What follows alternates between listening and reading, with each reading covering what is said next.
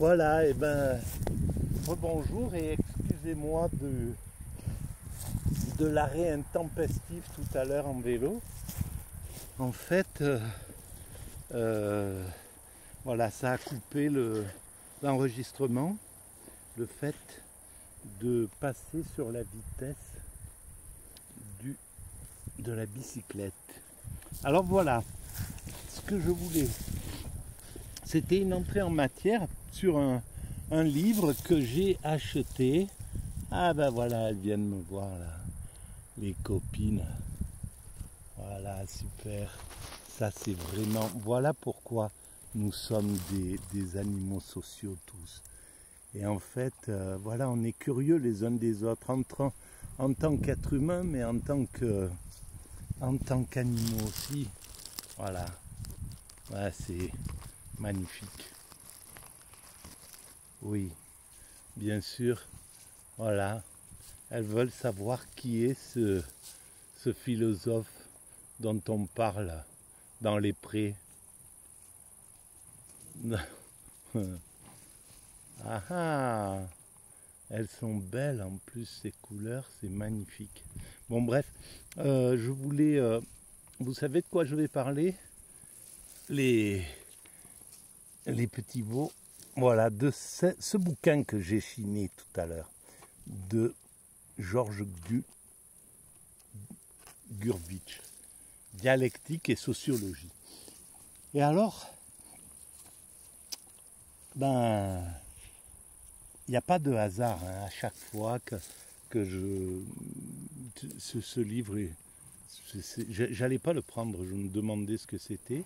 Et puis la personne, j'ai acheté une caisse de livres et elle m'a dit mais prenez-le celui-là, je suis sûr qu'il vous intéressera. Je l'avais regardé un petit peu. Et effectivement, voilà, bien sûr que la dialectique, là je viens de penser à ce que ça peut être. Alors, comment faire pour les voir ces petites vaches un peu plus près? On pourrait faire comme ça là. Alors comme ça, et puis comme ça, voilà, comme ça.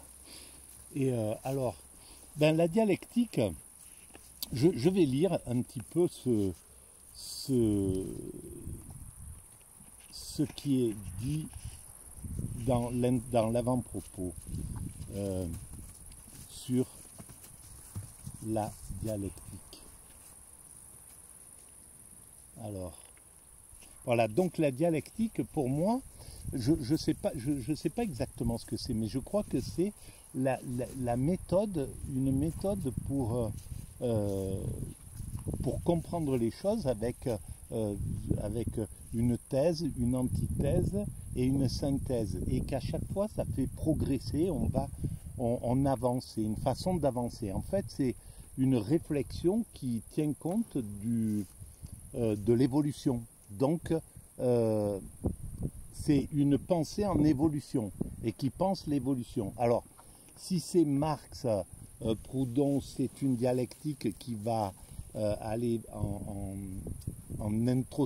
pas en introspection, mais qui va aller interroger le futur, qui va penser le futur, qui va penser un futur lointain. Et là, Georges Gurvitch, je ne sais pas du tout ce qu'il entend par dialectique, mais simplement j'ai lu 4 lignes et je trouve que c'est intéressant et ça va me permettre de penser quelque chose. Alors, qu'est-ce que j'avais lu?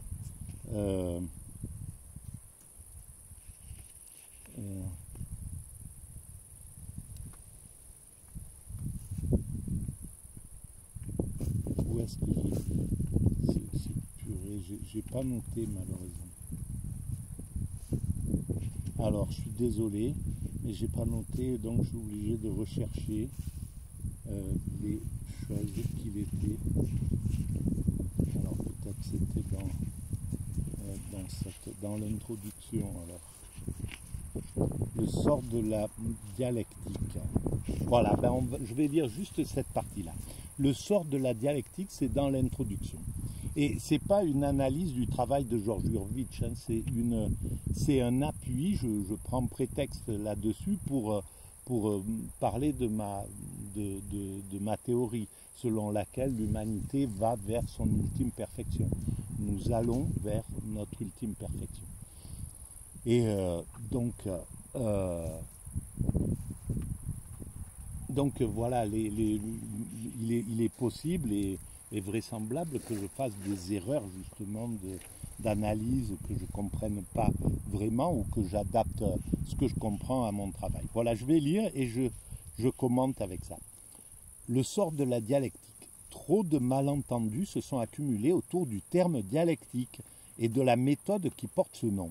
La dialectique a une longue et bien sinueuse histoire pour éviter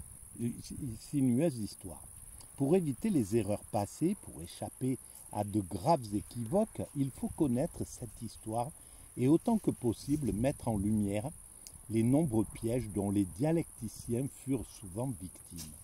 Alors, c'est toujours pareil, je suis pas d'accord avec ces termes, victimes, etc., les erreurs. Non, chacun apporte quelque chose et c'est pas des erreurs, c'est des empilements plutôt de choses. Et même si une théorie s'impose de façon contradictoire sur une autre, eh ben c'est un empilement, c'est pas une qui est en erreur et puis l'autre qui a raison. C'est ce que nous proposons d'entreprendre dans la première partie de cet ouvrage en retenant et critiquant les plus caractéristiques conceptions de la dialectique. Alors j'ai vu à la fin, j'ai regardé la table des matières et on voit qu'il parle de la dialectique chez Platon, puis chez Plotin, puis la dialectique mystique et négative, la dialectique chez Kant, la dialectique chez Fichte, chez Hegel, chez Proudhon, chez Karl Marx et chez Jean-Paul Sartre. Alors, c'est super intéressant et voilà, c'est le livre qu'il faut lire pour comprendre tout ça. Alors, je continue. Mais auparavant, écoutez-moi bien, hein, les filles, là. Mais auparavant, il faut reconnaître carrément que toutes les dialectiques historiquement connues, même les plus concrètes, celles de Proudhon et de Marx, n'ont pas évité de devenir des dialectiques consolantes et apologétiques. Alors je ne sais pas ce que ça veut dire, mais consolante, je pense que, c'est-à-dire, voilà, ma théorie par exemple, ça pourrait être une dialectique consolante qui dit l'humanité va vers sa perfection, vous inquiétez pas, voilà, etc. Ça serait un petit peu ça, et c'est ce que disait Marx, plus ou moins, et Proudhon, etc. Et Saint-Simon, dont on a vu il y a quelques jours la pensée.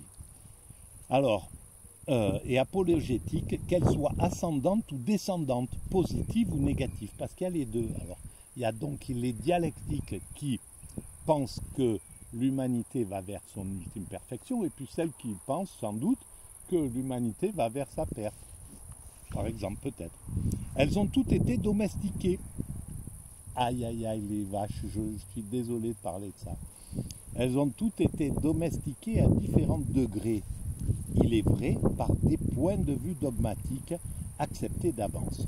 Pour ne choisir que quelques exemples, qu'il s'agisse de la dialectique ascendante de Platon, qui n'est qu'une montée pénible vers la contemplation des idées éternelles, eh bien, non, pas pénible, c'est la dialectique de Platon, c'est celle qu'on retrouve dans le banquet, c'est-à-dire c'est la montée vers l'amour absolu, oui, effectivement, vers c'est la contemplation du beau, mais c'est la montée vers l'extase.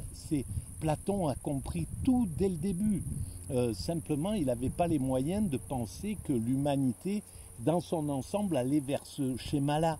Mais il avait compris, il n'avait pas les moyens parce que la moitié du monde, les trois quarts du monde n'étaient pas découverts pour les Grecs, etc. Alors, monter pénible vers la contemplation des idées éternelles, c'est l'extase. Donc c'est pas pénible, c'est l'évolution vers l'extase, vers la perfection, elle est difficile, elle est, oui, pénible, ben oui, de la dialectique descendante et mystique de Plotin, allant de l'un au multiple. Elle est descendante, mais en fait, Plotin, il s'appuie sur Platon, qui était déjà monté, pour dire, ben oui, je vous explique comment est fait ce monde. C'est le un qui crée cet univers, le principe créateur, Dieu, et qui va faire en sorte que ça va être du multiple. C'est nous le multiple, et le multiple, on doit chercher à le rassembler, en fait, parce qu'il cherchait la même chose. Plotin cherchait à atteindre l'extase, et il l'a atteint d'ailleurs.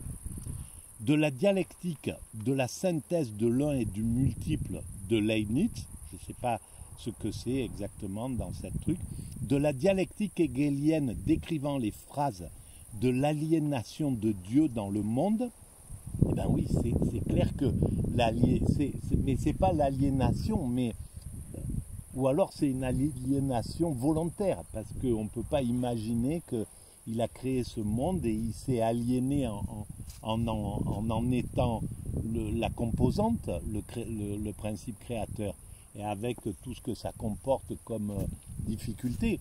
Mais c'est parce que c'était le seul moyen de passer du vide, de rien, avant que l'univers existe, à cette totalité. Décrivant les phrases de l'aliénation de Dieu dans le monde et du retour du monde vers Dieu, parce que c'est ça après, c'est la montée de l'esprit vers un esprit supérieur, donc c'est ce que nous sommes en train de faire. On est en train de remonter vers Dieu, l'humanité, c'est ça. Après être parti dans le multiple, on cherche à atteindre notre ultime perfection, qui est la fusion dans le divin. Dans un temps qui sublime tout mouvement réel pour le garder, le conserver et l'élever, auf Eben, dans l'éternité vivante, et pour identifier le temps, l'esprit, la raison, l'humanité et la divinité, dans chacun de ces cas, les réponses sont connues d'avance. Bon, je vous laisse, ça c'est pour les spécialistes, il y a plein de mots que je ne comprends pas là.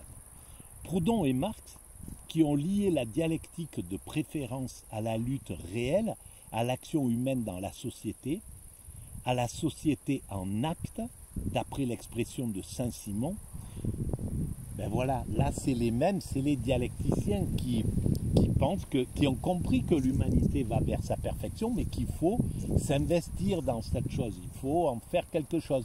Mais c'est ce que faisait Platon en écrivant le banquet, ou en écrivant la politique, ou en écrivant la République. Il essaye d'intervenir sur le monde, il essaye de jouer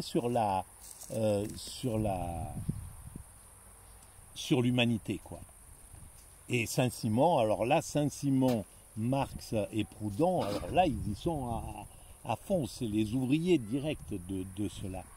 Donc, d'après l'expression de Saint-Simon, la société en acte n'ont pas réussi à la libérer entièrement de son caractère ascendant et partant consolant, bien sûr, parce que ça peut être que consolant quand on est dans cette dialectique, quand on réfléchit à l'évolution de l'humanité, on ne peut qu'avoir confiance en cette finalité, quoi. C'est évident.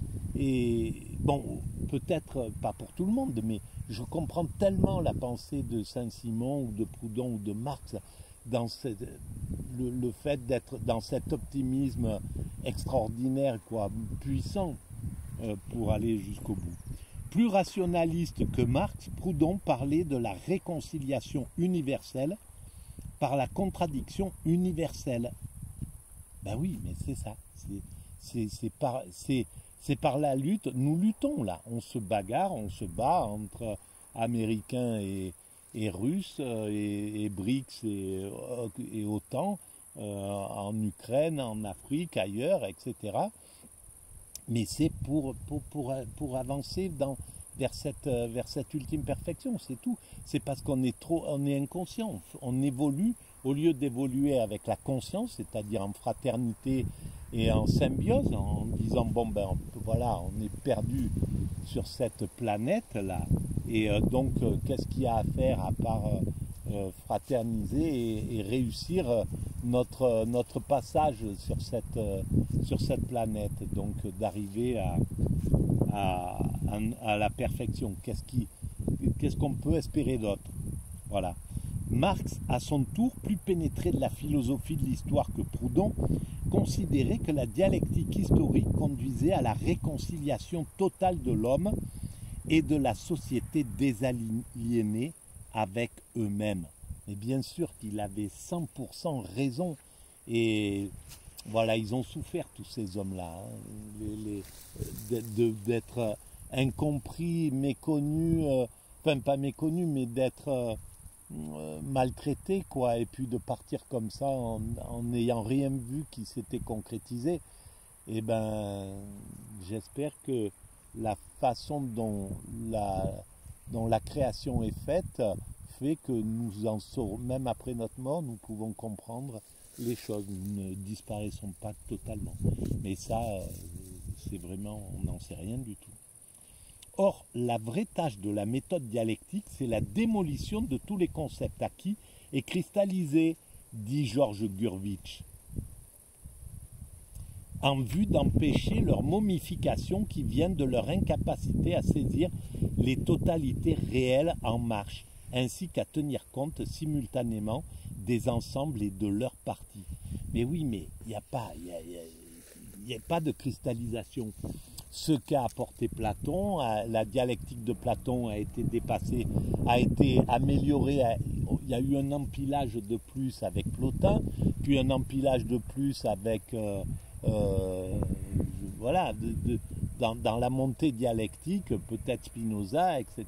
Puis voilà, et on arrive progressivement, et la dialectique des comment il s'appelle, donc des Marx, Proudhon, Saint-Simon, et ben aujourd'hui la mécanique universelle précise simplement, empile un petit truc en dessus, parce que maintenant, ben, sur ce qu'on dit Proudhon, Marx, etc., on a une visibilité supplémentaire. J'ai une visibilité supplémentaire qui fait que eh ben, je peux apporter des éléments à cette dialectique déjà perçue depuis, et depuis très certainement depuis la naissance des grandes religions. C'était déjà perçu dans l'idée d'apocalypse, l'idée d'universalité, l'idée, etc. L'idée de monde circulaire qui part de la corruption et qui va jusqu'à l'âge d'or, etc. Même si après ça revient à autre chose. Mais voilà. Alors, eh ben, voilà. Les vaches sont là. Nous sommes là. Franchement, qu'est-ce qu'il y a d'autre à faire? Je suis désolé, ça pourrait être tellement plus agréable si je parlais calmement et avec moins d'enthousiasme et moins de vélocité. Là. Si je parlais comme une vache, voilà, aussi calmement que ces petites vaches. Alors elles sont venues me voir et comme je ne suis pas allé leur caresser le museau, ben, elles ont dit ouais, il travaille ce type-là, on va le laisser bosser, ok, d'accord, il s'intéresse à nous mais sans plus. Les pauvres. Et alors voilà où nous sommes, voilà le ciel, voilà, perdu dans cet univers. Là au-dessus, c'est des milliards de kilomètres, peut-être c'est sans fin, peut-être, etc., etc. Qu'est-ce qu'on se bagarre encore? Pourquoi se bagarre-t-on encore? Alors, je pense qu'on est à la fin de la bagarre, parce que ça devient tellement absurde, et on a compris maintenant qu'il y a autre chose à faire, que notre but est autre chose que celui-là. Ça va être très facile de comprendre que notre but est d'atteindre notre ultime perfection. Je pense que cette prise de conscience, elle est très proche. Voilà, on est très proche de cette prise de conscience-là. Très très proche, voilà les amis. perdu dans cette campagne-là. C'est tellement beau ce coin. Oui. Oui. Alors. Ah, mais toi, tu n'es pas si jeune que ça, hein. Tu as un peu du lait et tout. Voilà. Que vous êtes belle. Bon, en tout cas, ben, c'est la... Voilà, voilà la dialectique et sociologie selon Georges Gurvitch. Bon, enfin, c'est juste un prétexte. Parce que sans doute qu'il dit vraiment autre chose et ça serait vraiment, je pense que c'est un bouquin à lire pour comprendre la dialectique, surtout s'il fait l'histoire de la dialectique. C'est un bouquin important, quoi, pour ceux qui s'intéressent à ça. Voilà, je vous remercie de votre écoute et je vous dis à très bientôt. Désolé de ma façon un peu speed de parler là. Merci. Et si vous pensez que ces idées ont un petit peu d'importance universalisante, eh ben vous pouvez mettre des pouces, vous pouvez vous abonner, vous pouvez en parler autour de vous, vous pouvez utiliser ces idées, vous pouvez voilà, faire comme mettre des commentaires si vous voulez. Merci.